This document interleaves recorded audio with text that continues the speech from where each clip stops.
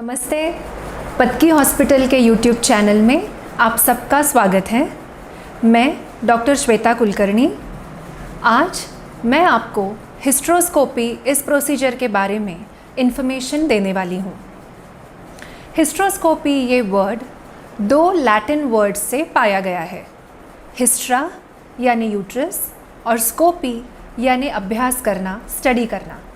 तो हिस्ट्रोस्कोपी का मतलब है यूट्रस का डिटेल स्टडी करना। किन पेशेंट्स में हिस्ट्रोस्कोपी करने की सलाह दी जाती है?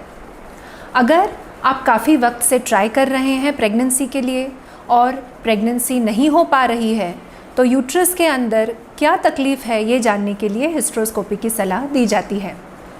इसके अलावा अगर पहले आपकी सोनोग्राफी की गई हो और सोनोग्राफी में यूट्रस के अंदर कोई गांठ यानी फाइब्रॉइड हो, या अगर कोई पॉलिप हो, या अगर कोई पर्दा यानी सेप्टम हो, तो इसे कंफर्म करने के लिए और इसे निकालने के लिए हिस्ट्रोस्कोपी की सलाह दी जाती है।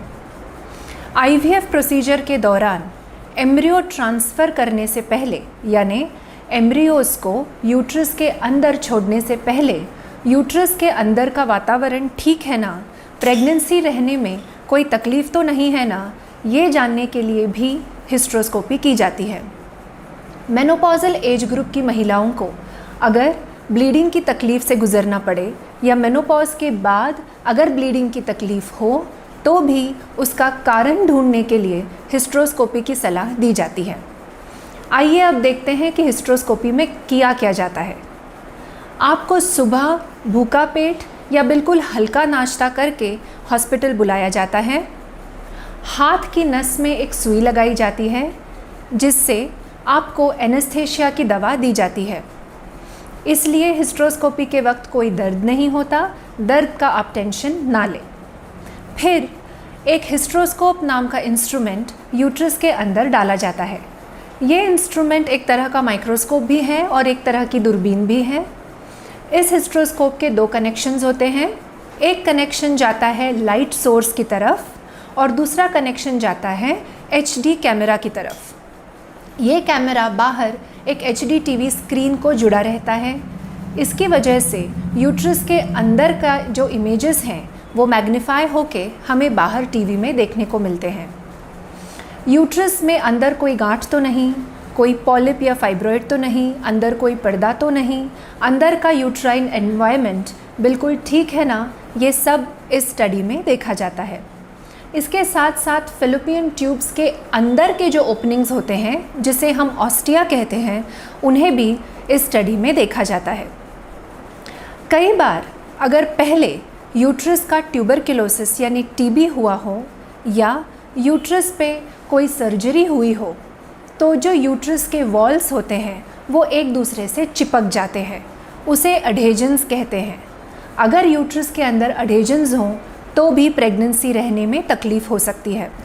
अगर यूट्रस के अंदर कोई प्रॉब्लम मिल गया, जैसे कोई फाइब्रॉइड हो या ऐसे एडेजन्स हों या कोई पॉलिप हो, तो उसे उसी दौरान निकाला जाता है। सारा स्टडी ख़त्म होने के बाद हिस्ट्रोस्कोप को बाहर निकालते हैं। पेशेंट को कुछ ही मिनटों में होश आ जाता है। शुरू में उसे पानी, फ्रूट जूस ऐसे लिक्विड्स दिए जाते हैं। कुछ समय पश्चात उसे सॉलिड्स दिए जाते हैं और फ़ौरन उसी दिन शाम को या कोई केसेस में दूसरे दिन पेशेंट को घर छोड़ा जाता है।